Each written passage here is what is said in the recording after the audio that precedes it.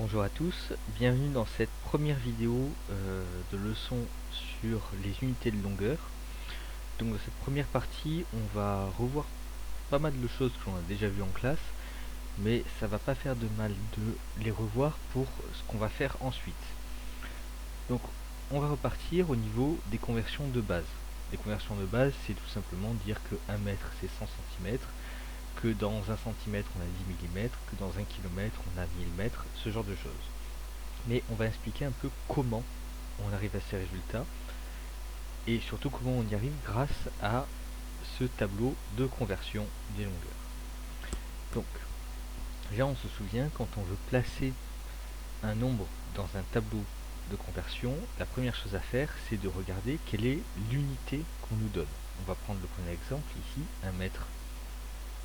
Voilà, donc 1 mètre, pour savoir où est-ce que je le mets, je regarde dans quelle unité. Je vais mettre mon chiffre des unités. Ici, mon chiffre d'unité c'est 1, donc je le mets dans la colonne des mètres. Voilà. Ici, pareil pour 1 cm, je le mets dans la colonne des centimètres. 1 km, je le mets dans la colonne des kilomètres. Sauf que là, ce qu'on me demande, c'est de convertir. Donc comment est-ce que je vais convertir 1 mètre en centimètres? Donc à la base, vous avez ce tableau, mais vous vous souvenez peut-être de ce que je vous ai dit. Cette représentation-là du tableau, en fait, c'est la représentation pratique. En vrai, nous avons ceci. En mathématiques, nous n'avons jamais de vide. On a des zéros partout qui nous servent ou qui ne nous servent pas. S'ils nous servent, on les écrit. S'ils ne nous servent pas, on ne les écrit pas. Mais ces zéros, ils existent.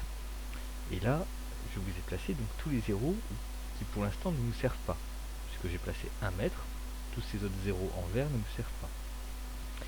Mais si je le veux en centimètres, c'est-à-dire que là, je vais maintenant, en fait, choisir jusqu'où je vais garder des zéros pour arriver jusqu'au centimètre. Donc, pour ma première conversion, 1 mètre est égal à combien de centimètres?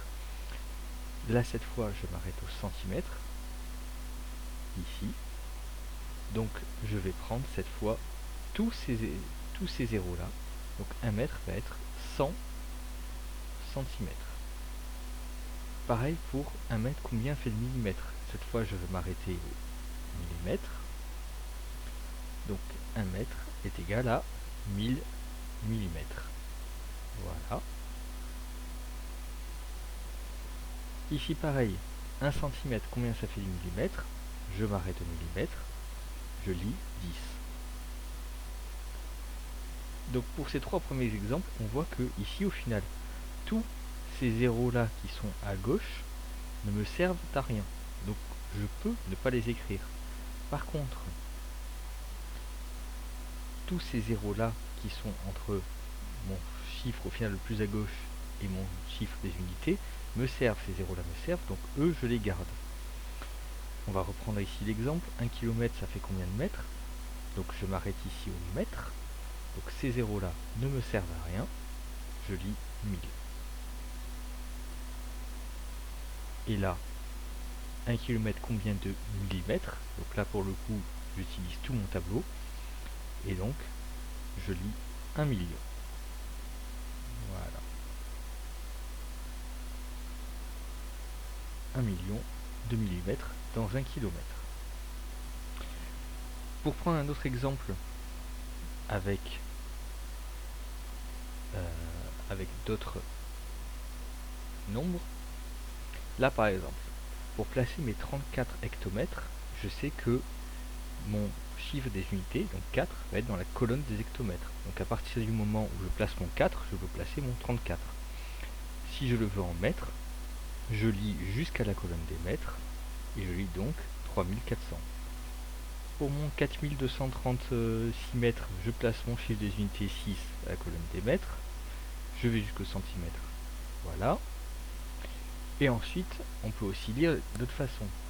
475 cm, 475 cm, c'est 4 mètres et encore 75 cm. Voilà. Et pareil pour mon 2658 mètres, ici c'est 2 km et 658 mètres. Voilà. Je vous remercie pour votre attention. On va passer à la suite.